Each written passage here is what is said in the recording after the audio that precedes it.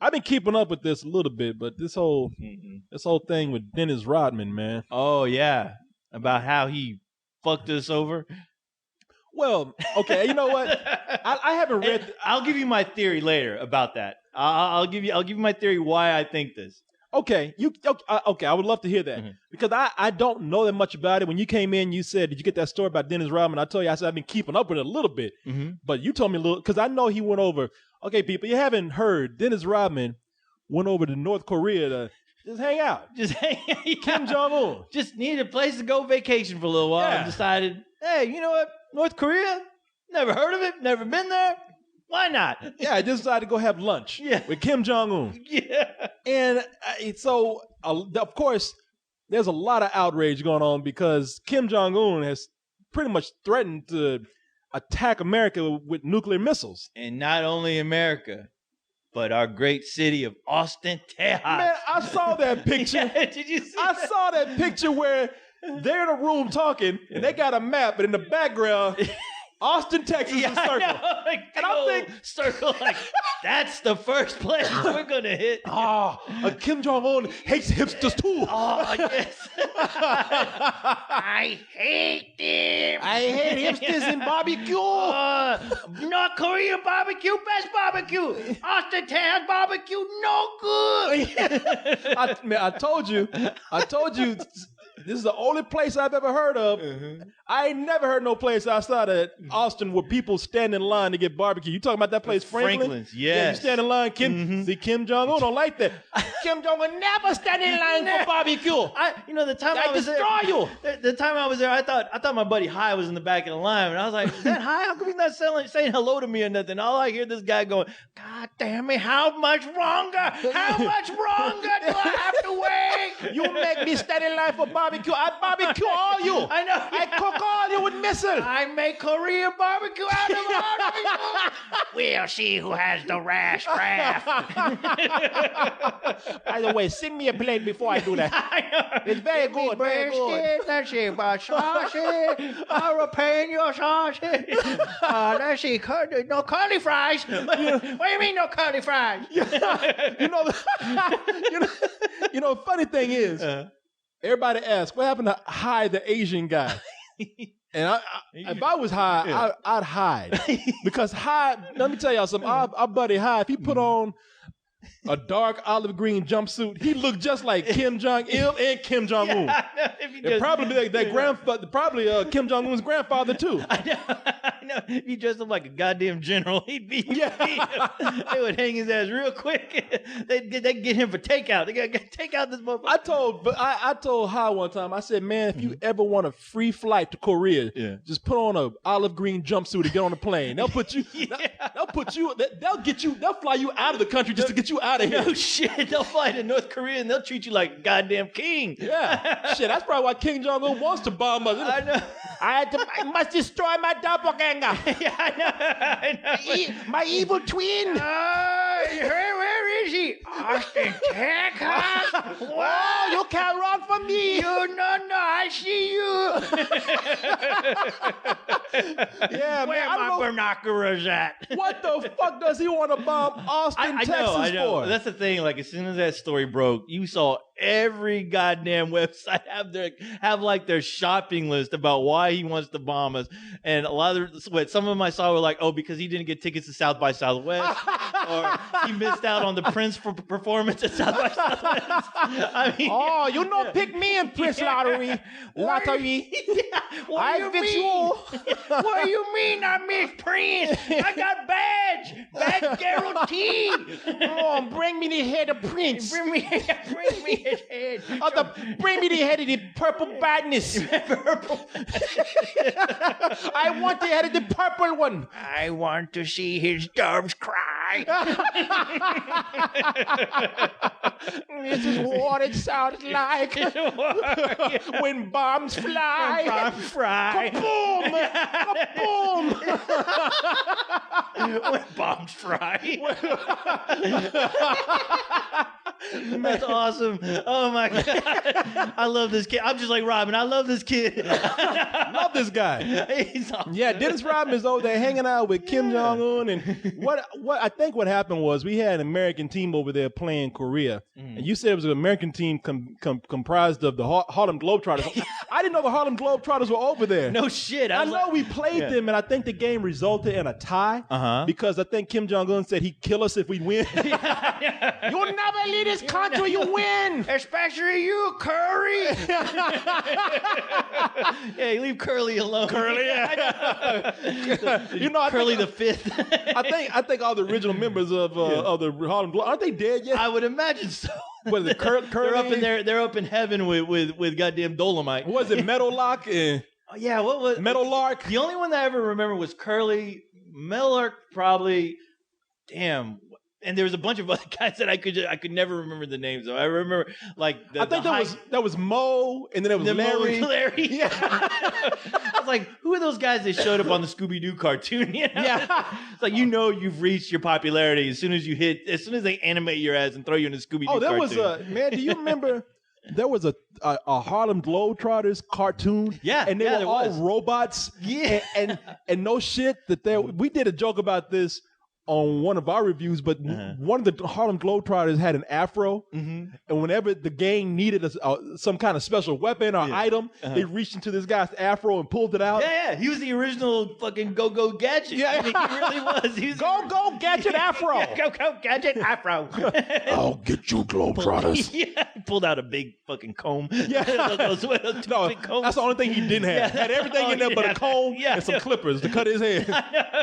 But yeah, the Harlem Globetrotters, I guess they were playing with an American team over in North Korea. Yeah. And it resulted in a tie, and the guy that was hanging out with him was Dennis Rodman. Now, I saw the pictures because I wanted to see if Dennis Rodman was over there in a dress. Yeah. Because I thought I said, that man probably went over there and Kim Jong-il thought this was a black female escort. I know. Oh, the black prostitute I ordered. Oh, very pretty. Oh, very pretty. Sexy. Come here, baby. Oh, you tall drink of water. Yeah. You're very tall, very black. Just how I write my coffee. Oh,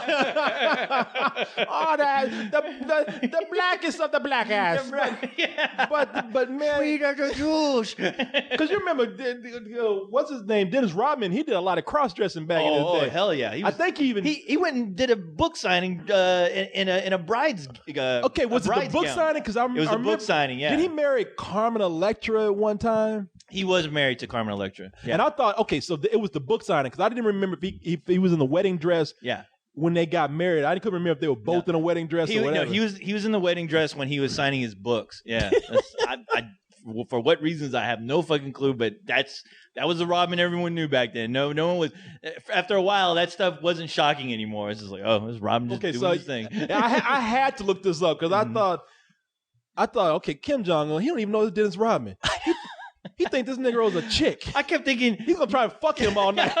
I kept thinking like maybe he's all maybe because I was like, man, right after Dennis Rodman went to visit him, it was like the following day that he was like, all right, we're attacking America. We have our missiles set for America. And I was like, did somebody tell this guy that Dennis Rodman wasn't the president of the United States? Obama. Welcome, Obama. Hey, you're much taller than you are on TV. Much taller. You look different. Yeah. And more piercings and tattoos. Yeah. Oh, you got Botox on the ribs and a ring around the rib. I don't understand, but your hip. Man, wouldn't it be funny if Dennis Rodman was over there and Kim Jong-un thought he was a chick? Yeah. And he kept putting his hand on his knee and on his chest. Yeah. Oh, come on, baby. Stop, man. Oh, come on. Give me smoochie. Stop, man. Quit it. You want hot dog?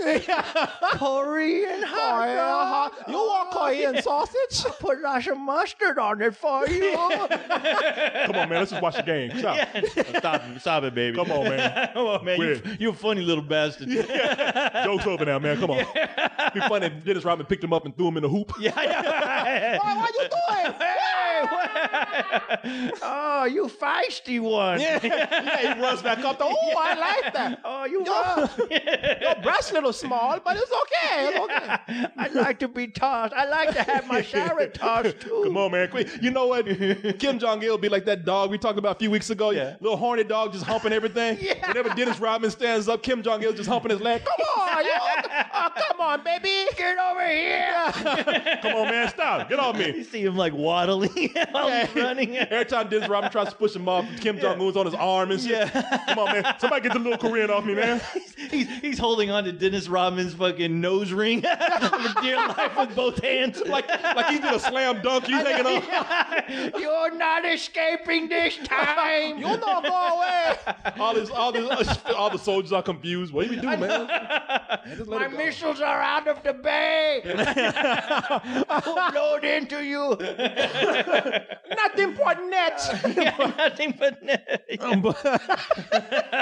But man, unleash my mission. So of course we consider Korea a threat, and I think if my history is correct, my dad was in the Korean conflict. I think we were our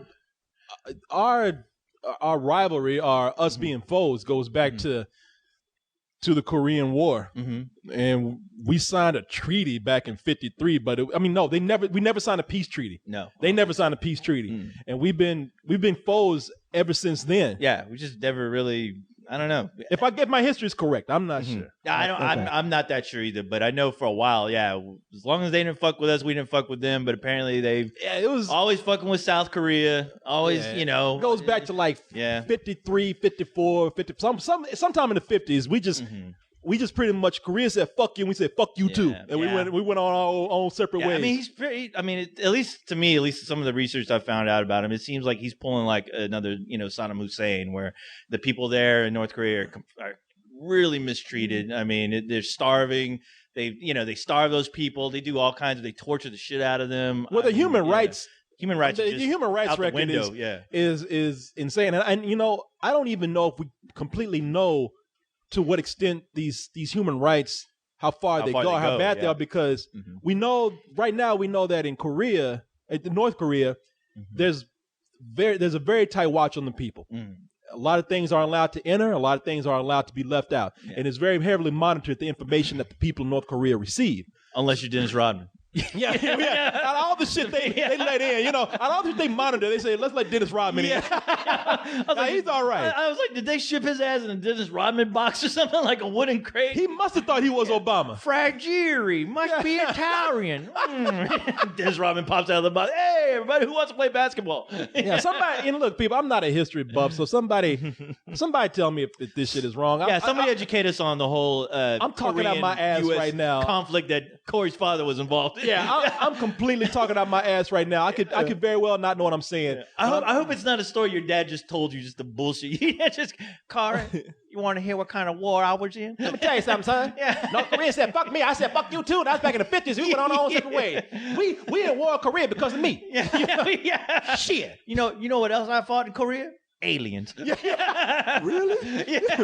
Oh yeah, Star Wars. That's about me. Star Wars. I fought nothing but Star Wars. They changed me to that right man, Luke Skywalker, but because they want to tell you the true story. R2D4. I shot every one of them motherfuckers.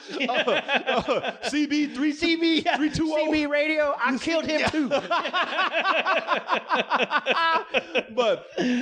but man, I'm a little sketchy on the history there, but I think that's when it started. So now, and their grandfather, again, if I'm correct, is responsible for creating the North Korea that we have now. Oh yeah. So this is a legacy that's been handed down. You don't want to upset pops. So you don't want to upset that legacy of cockroaches that are jumping in their spaceship. But they say they don't know to what extent. I hear all kind of things about the human rights. I mean, the censorship, the political persecution that goes on there. There's a lot of people who they don't have fair trials, and they're anywhere. They receive life sentences to executions just based on, and without a trial, just based on political reasons. Oh yeah. And they say that there's like many places in the world today, the human rights violations against women, and it's insane. So I really don't know. I don't think a lot of people are clear on that because they're just not allowed the information that they receive. No. Obviously, if we were there right now, we would be shot right here on site for making fun of that motherfucker. Oh, yeah. And we go, we're just kidding. I know. We sit up there, Josh kidding. He come up behind us and be like, Yeah, ha, very funny. April Fool. Now, get on your knees. I know, right? No. Yeah. And I don't want you to pray. Guess what? You ain't no Dennis Rodman. I know, right? Dennis Rodman, but you will wear a dress before I put this bullet in your head. Well, that fool, he's already talking about going back. I read another story where he's like, yeah, he has plans on going back. And on top of that, he also wants to visit the fucking Pope now. And I'm like, really, Dennis Rodman? What do you... Is he the new ambassador to America now? I hope not. Self-appointed? I know. They're going to blow his ass up like they tried to do those Jedis when they went to go meet the chancellor. Oh, yes. Oh, God, so happy to see you. Oh, yes. Did you bring a basketball? Co-host, look behind you. Very funny. Kim Jong-un. Actually, it's hot standing behind you. Get out of here, man. Get out. What the hell are you doing, man? Told you quit making fun of Kim Jong-un. Did I tell you the other day I went to go eat some Asian food, and who walks in? Hi, the Asian guy. Of course he does. Damn, man. Yeah, we visit the hell out of that 888 that Vietnamese place over here. Because every time I'm like, hey, hi, what you doing, man? Oh, nothing. I'm hungry. Where you want to go?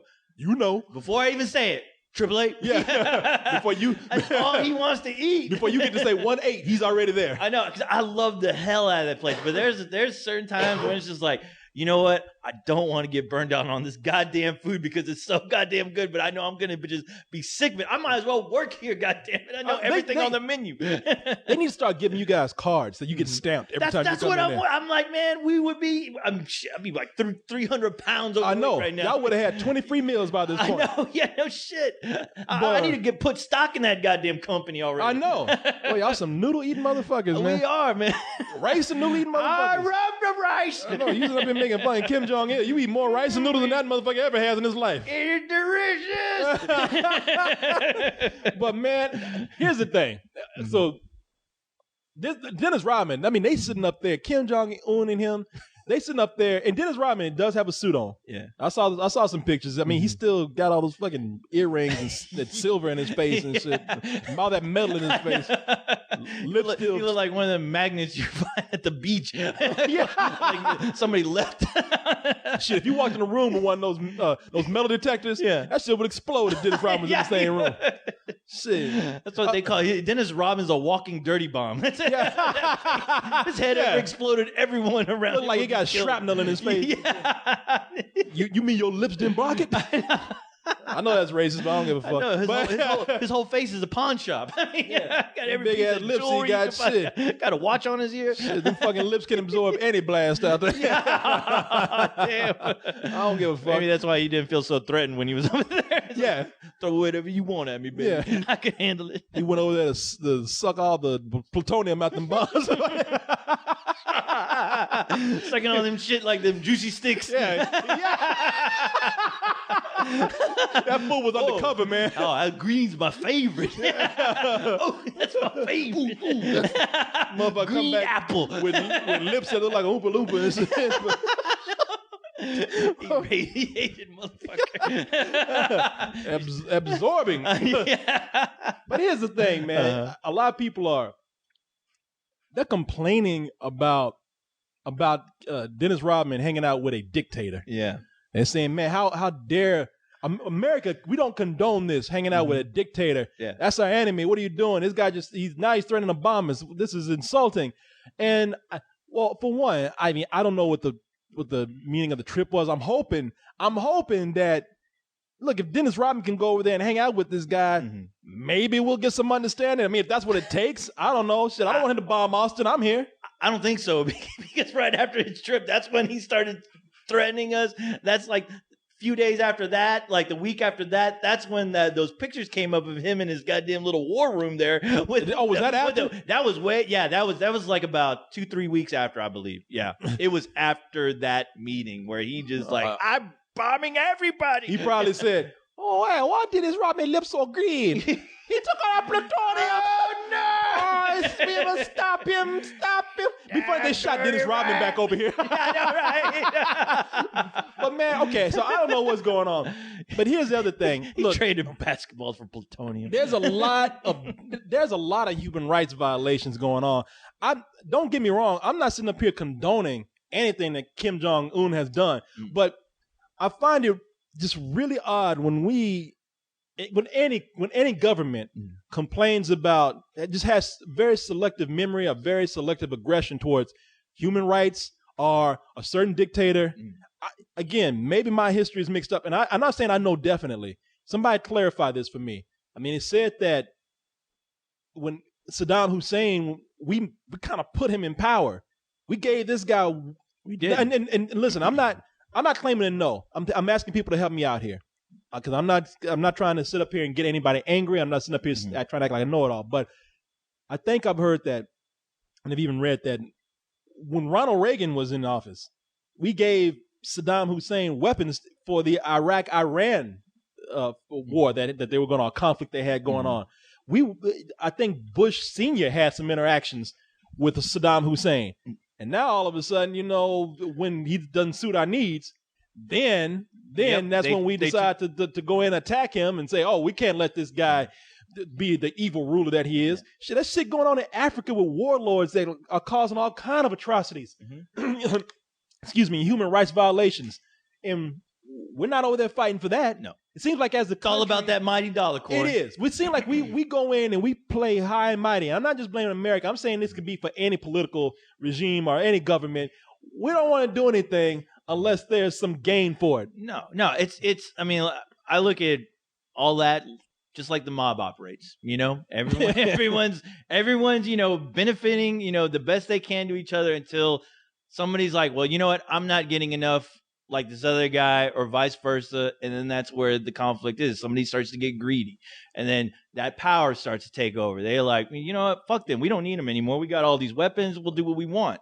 And then that's when the human rights violations start coming, where those people start declaring martial law wherever they're at. Well, and it's a vicious circle that I'm sure you can see that if you go back through history. It's a chain event that always happens. It is, and I'm not trying to be self-righteous. I mean, I know that America cannot police the whole world. No. But I'm just saying, no matter who's in office, politics they come into account anytime we have to get into a conflict with somebody. And usually when it comes, human rights is sometimes the last fucking thing we're thinking about. Yeah, of course. Yeah. Is there a resource? Yeah. Can we establish a base or some sort of territory there? And if there's no value, and I hate to say it, but a lot of times human life is not the most valuable thing for us. Korey, we didn't enter World War II to go save the Jews.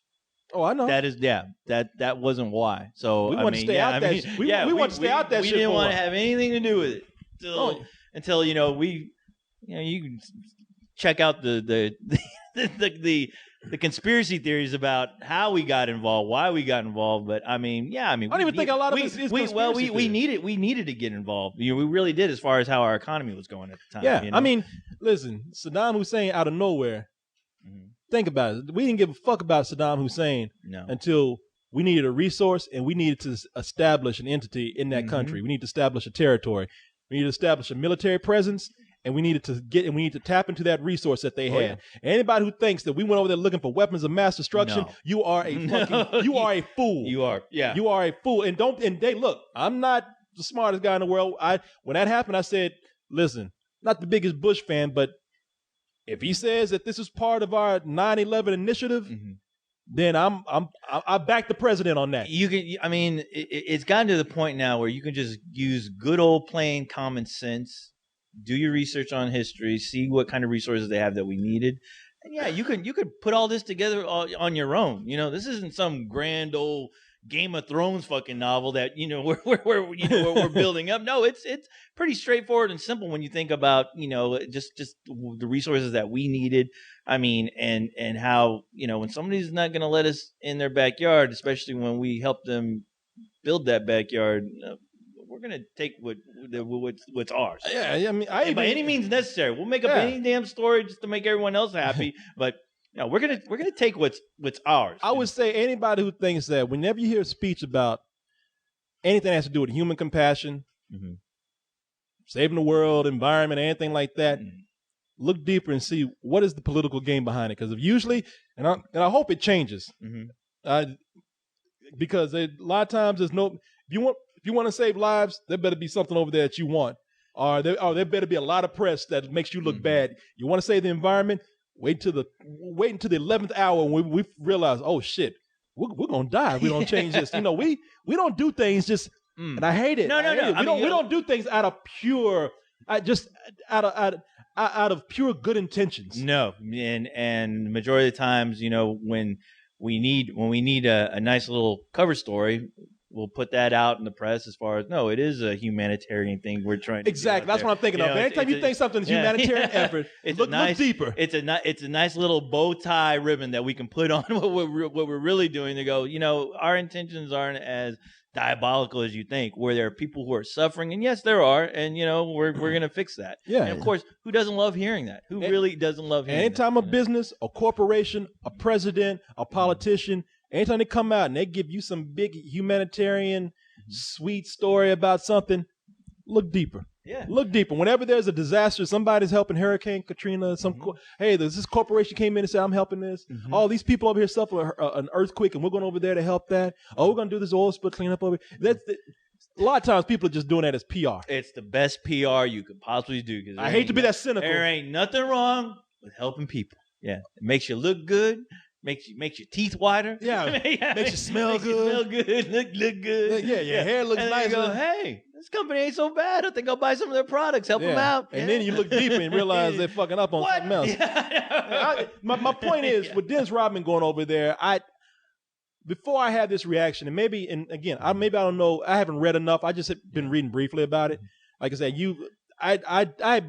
I didn't really know too much about it until you told me about it when you walked in. And I'll tell you what, the reason why I told you about it, because I thought it was just fucking hilarious. It's crazy. That's all it is. That's all it is to me. I mean, even when he went over there, everyone was kind of flipping out. I was like, well, how did he even get in there? I was like, is it okay for us just to travel over there? And and of course this, the representatives of the White House were just like, look, this happened, but we don't give a fuck. It ain't going to change anything. He's still a bad guy. We don't know why Rodman's over there, but that's his right to go over there. But honestly, this doesn't change how we look at North Korea, and it won't. If they're going to talk about attacking us, I'm not sitting up here being this guy who's joining some lynch mob saying, how dare Dennis Rodman go over there?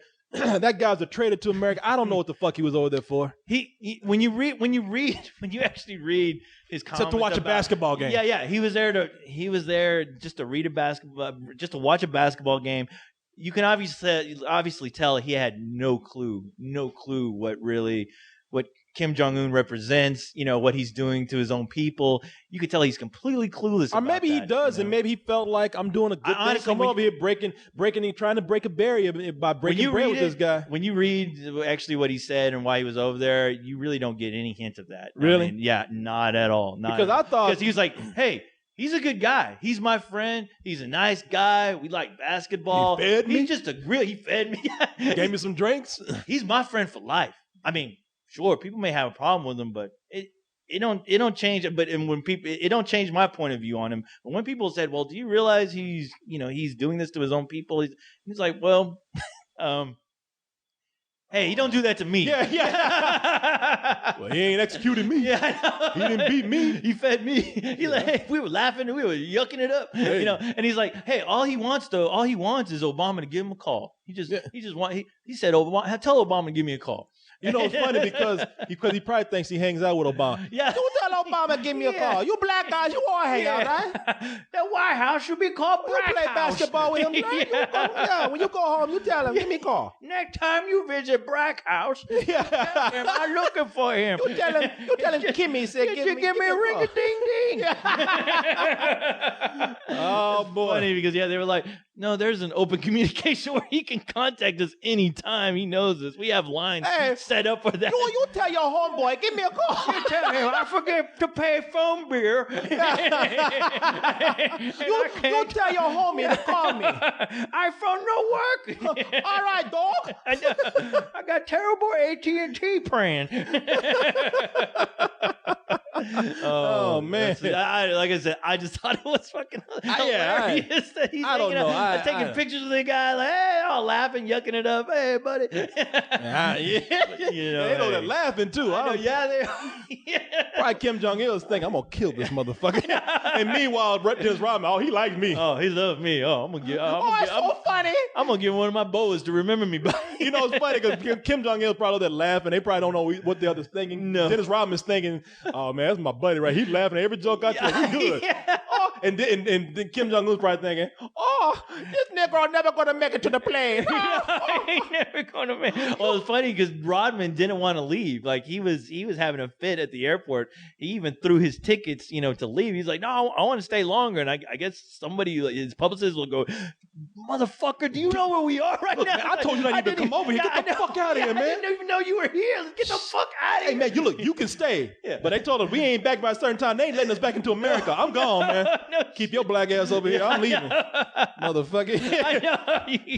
I hope you brought that basketball because that's what you're going to be eating. Ain't that funny, They're man? going to starve your ass, and that's all you're going to have. There's probably a million North Koreans that want to leave, and you get this Negro over there, and he wants to stay. I know, right? He's like, I don't see what the problem is. Yeah. Shit, what's wrong with y'all? Got people waiting on me left and right. Yeah. We got plenty of steak and baked potatoes over here.